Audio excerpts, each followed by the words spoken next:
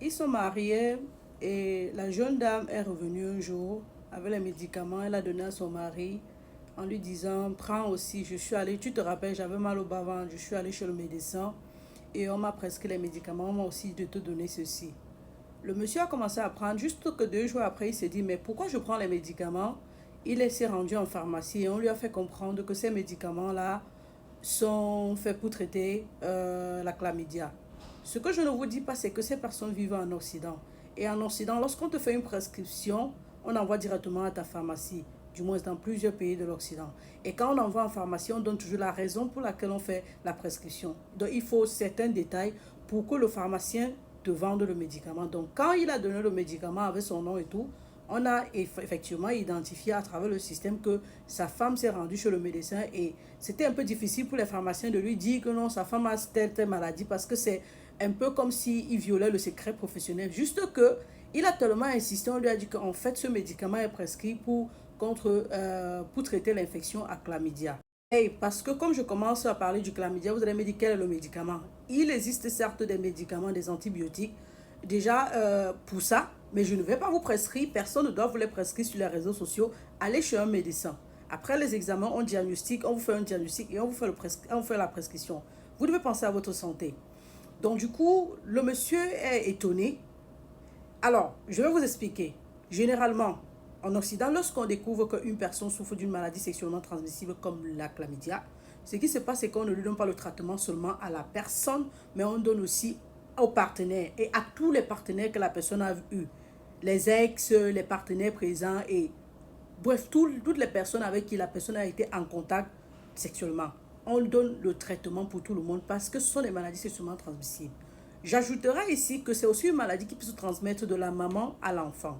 On appelle ceci la transmission verticale durant l'accouchement. Chez le cas du bébé, ce sera dangereux parce que ça peut causer l'infection des poumons, la pneumonite à l'enfant ou alors l'infection des yeux, la conjonctivite, que vous connaissez déjà, qui se manifeste par les yeux rouges, enflés et les substances purulentes qui sortent des yeux. Ou alors ça crée chez certains enfants la cécité, c'est-à-dire la perte de la vue. À cause de quoi? Parce que cette infection-là arrive, ça cause l'inflammation de la cornée, on parle de la kératite. Et puis, au fur et à mesure que le temps passe, la personne finit par perdre la vue. Il y a des enfants qui sont devenus aveugles à cause de ça. Quand on parle de cécité, on parle ici de perdre la vue complètement, ne plus voir. Ou alors perdre une partie de la vue, ne plus voir complètement. Ou alors tu vois partiellement. Ce n'est pas un jeu. Juste une parenthèse en ce qui concerne la transmission de la mère à l'enfant. Du coup, je précise, donc, on peut dire, entre guillemets, on peut naître avec, ça veut dire que lors de l'accouchement, la maman qui avait la chlamydia et qui n'a pas été traitée durant la grossesse transmet à son enfant et ces complications-là peuvent s'en suivre ou pas.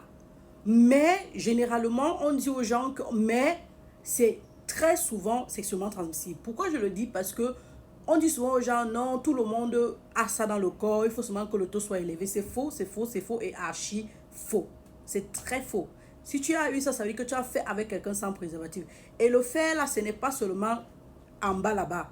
Le sexe oral aussi, anal. Donc, sont les parties, quand tu suces ou alors quand on parle à la cave là-bas, la chatte et tout ce qu'on là avec, que je ne sais pas comment vous appelez ça, ce sont des moyens pour transmettre la chlamydia.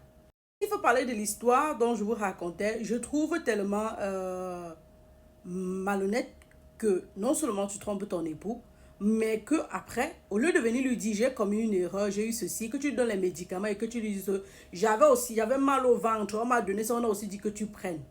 C'est très malhonnête. Il faut déjà que j'insiste sur ce fait-ci. Je ne vous juge pas, vous qui commettez l'infidélité. Je ne suis pas Dieu.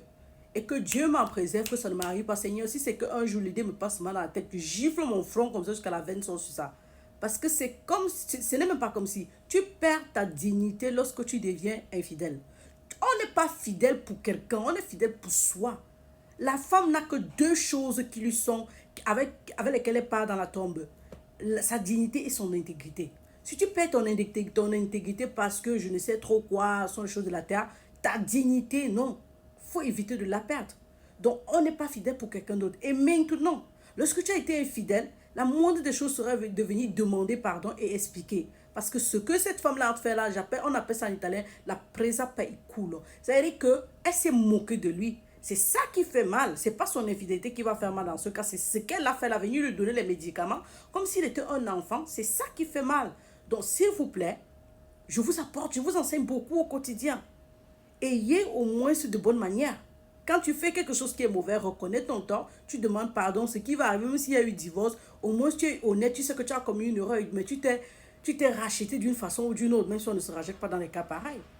Que dans le cas de la dame, elle a quand même eu les symptômes, parce que normalement, la chlamydia ne vous donne pas les symptômes. J'ai déjà parlé de ça dans une vidéo, je ne perds rien à répéter, d'autant plus que la répétition est pédagogique. Donc, elle a eu quand même les symptômes comme la douleur au bas-ventre. D'autres femmes vont avoir des saignements après les rapports ou alors durant les rapports. D'autres femmes vont vraiment avoir, la douleur lorsqu'elles font pipi. Ou alors, d'autres femmes n'auront rien du tout, comme je disais. Et elles vont avoir la maladie inflammatoire, la maladie pelvienne inflammatoire.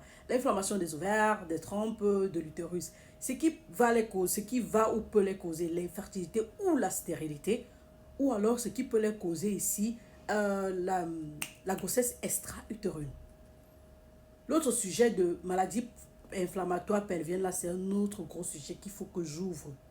Et c'est toujours causé par les infections sexuellement transmissibles. Parce que tu n'as pas porté le préservatif avant d'aller avec quelqu'un que tu ne connais pas, ou alors avant de partager ton pistage partout où tu partageais.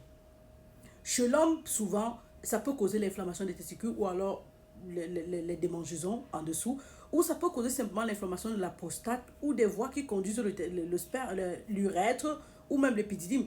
Du coup, il y a des hommes ici qui font l'éjaculation, au lieu que ça sorte le sperme, ça sort avec le pus. Parce qu'il y a l'inflammation du passage. Et naturellement, ces hommes-là sont infertiles.